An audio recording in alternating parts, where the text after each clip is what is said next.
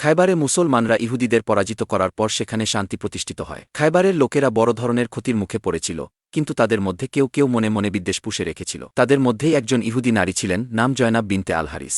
যুদ্ধে তার বাবা ও ভাই নিহত হয়েছিল, তাই সে নবী মুহাম্মদ সাল্লাল্লাহু আলাইহি ওয়াসাল্লাম এর বিরুদ্ধে প্রতিশোধ নিতে চাইল। সে একটি পরিকল্পনা করল, একটি ভেড়া ভুনা করে তার ভেতরে মারাত্মক বিষ মিশিয়ে দিল। এরপর সেটিকে উপহার হিসেবে নবী সাল্লাল্লাহু আলাইহি ওয়াসাল্লাম এর কাছে পাঠাল, যেন এটি সদ ইচ্ছার নিদর্শন বলে মনে হয়। নবী সাল্লাল্লাহু আলাইহি ওয়াসাল্লাম ও তার সাহাবিগণ সেটি খেতে বসেন। তিনি যখনই মাংসের একটি টুকরা মুখে দিলেন, তখনই বুঝতে পারলেন কিছু একটা ঠিক নেই। মাংস নিজেই যেন তাকে জানিয়ে দিল যে এতে বিষ রয়েছে। তিনি সঙ্গে সঙ্গে তা থুতু দিয়ে ফেলে দিলেন এবং সবাইকে সতর্ক করলেন যেন কেউ না খায়। কিন্তু একজন সাহাবী বিশর ইবনে আলবারা রাদি আল্লাহু আনহু এর আগেই এক কামড় গিলে ফেলেছিলেন। অল্প সময়ের মধ্যেই বিষ তার শরীরে ছড়িয়ে পড়ে এবং তিনি গুরুতর অসুস্থ হয়ে পড়েন। শেষ পর্যন্ত তিনি সেই বিষের প্রভাবে ইন্তেকাল করেন এবং শহীদ হন।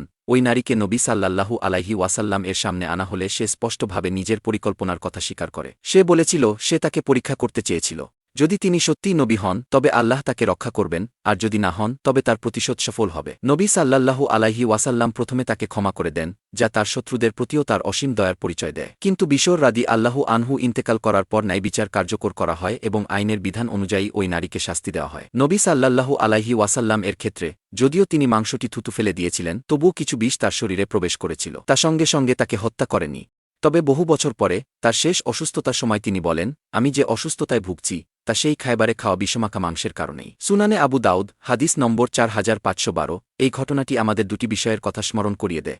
একদিকে আল্লাহ তার রাসূলকে কিভাবে হেফাজত করেছেন, আর অন্যদিকে নবী সাল্লাল্লাহু আলাইহি ওয়াসাল্লাম একজন মানুষ হিসেবে অন্য সবার মতোই কষ্ট ও যন্ত্রণা অনুভব করেছেন।